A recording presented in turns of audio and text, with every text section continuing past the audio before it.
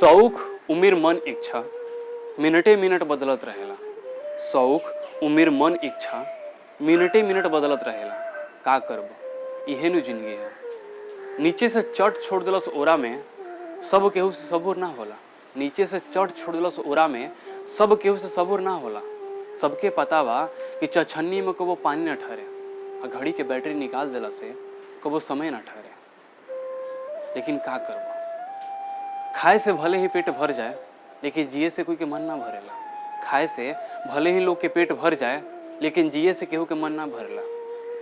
आदमी या जानवर में यह अंतर बा कि जानवर को वो घास ना छोड़े, आदमी को वो आस ना छोड़े। समय बड़ा मुलायम होला हो, छहल जाला किसन घेऊ निहन पता ही ना चले। जनवरी के आस में कब दिसंबर बीत जाला पता ही ना चले। साल के हर दिसंबर यह कहेला जिंदगी होखे बा कुछ और, समय से हर एक चीज समेट लेवे के चाही। कहे से कि ओसरा में पसरल सामान और पैसा में पसरल प्राण सब एक दिन छजी पे रखा जाला।